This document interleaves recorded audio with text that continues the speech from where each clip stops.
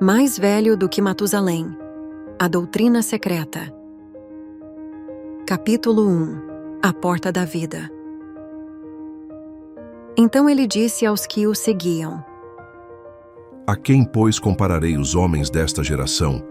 São como crianças cansadas que correm em círculos e não encontram descanso. Jejuam e se afligem, mas não conhecem a porta da vida.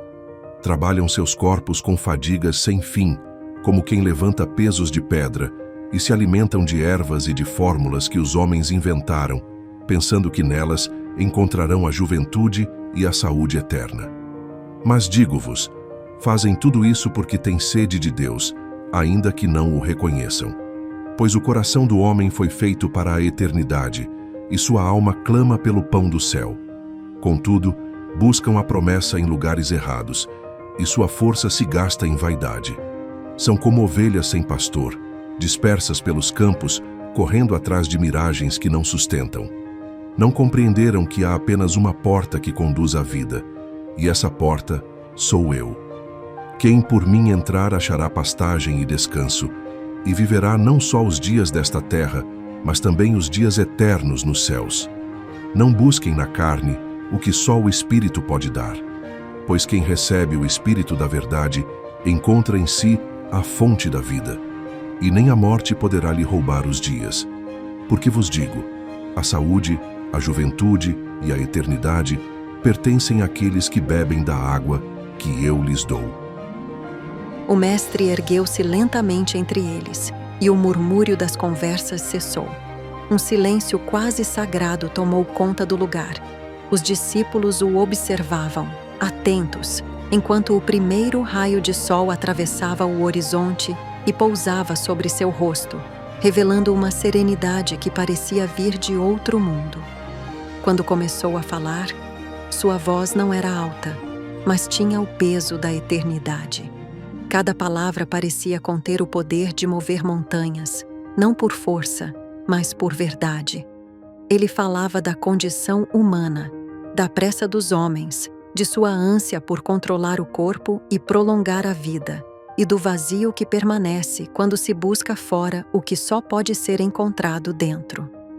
Enquanto o mestre falava, os discípulos sentiram-se como se uma luz suave penetrasse seus corações.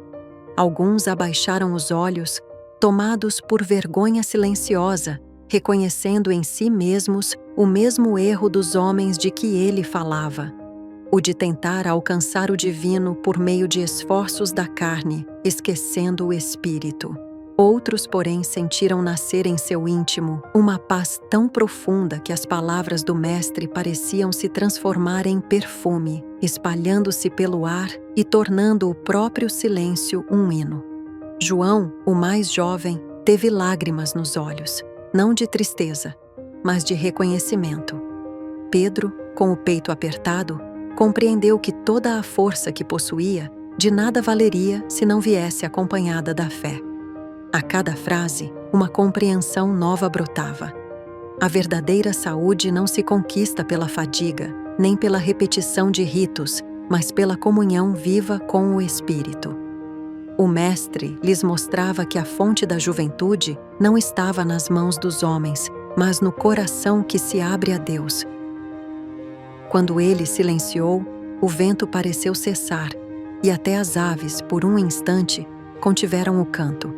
Todos sabiam que haviam escutado algo que ultrapassava o entendimento, não apenas uma lição, mas uma revelação. E naquele instante, cada um deles sentiu que havia tocado, ainda que por um breve momento, a eternidade. O anseio pela vida longa, pela juventude preservada e pela saúde perfeita sempre acompanhou a humanidade. No entanto, na modernidade, esse anseio tem sido canalizado quase exclusivamente para práticas exteriores. A disciplina exaustiva dos treinos, a rigidez das dietas, o consumo de suplementos e fórmulas que prometem retardar o envelhecimento. Essas práticas, embora tragam benefícios parciais, são insuficientes para responder ao desejo profundo do homem, pois não alcançam a raiz do problema, a limitação da vida sob a perspectiva apenas biológica. Na realidade, esse esforço incessante reflete uma busca espiritual disfarçada. O ser humano busca, ainda que inconscientemente, a promessa de eternidade inscrita em seu coração. Ao tentar conquistá-la apenas pelo corpo, erra o caminho e se torna, como disse Jesus, semelhante a uma ovelha sem pastor, movida pela sede correta, mas incapaz de encontrar a fonte verdadeira. É nesse ponto que entra a dimensão da fé como energia tangível. Diferente da crença passiva ou do mero assentimento intelectual, a fé é força dinâmica capaz de reorganizar o corpo, a mente e o espírito. Quando unida à presença ativa do Espírito Santo, torna-se a chave que desbloqueia não apenas a saúde e a vitalidade, mas também a longevidade. Aquele que aprende a se conectar a essa energia descobre que a vida não precisa ser um fardo de dias contados, mas pode se estender em plenitude até o momento em que, por livre decisão, o indivíduo deseje transcender aos planos superiores de existência. Alimentação, exercícios e cuidados físicos deixam de ser ídolos e passam a ser instrumentos ordenados pela consciência espiritual. Assim, a verdadeira juventude não é o resultado de uma batalha contra a decadência, mas o reflexo de uma vida orientada pela energia divina da fé. Portanto, a conclusão é clara: a longevidade extrema defendida neste livro não será conquistada apenas por avanços científicos ou disciplina corporal, mas pelo domínio consciente da fé, essa força invisível e real que habita no homem e que o aproxima de Deus. As palavras do Mestre ecoam como um convite e também como um desafio, pois se a verdadeira longevidade não é um prêmio arrancado pela força, mas um dom acessado pela fé, então o homem precisa aprender a viver em sintonia com essa energia, conduzido pelo Espírito que habita em si. É aqui que surge o ponto mais elevado desta doutrina: compreender que a vida não é apenas prolongada, mas também transformada.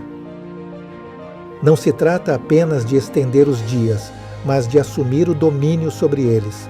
A juventude preservada e a vitalidade contínua não são fins em si mesmos, mas instrumentos para um propósito maior: viver até o limite da própria escolha e então ultrapassá-lo. A morte deixa de ser destino inevitável para tornar-se uma opção.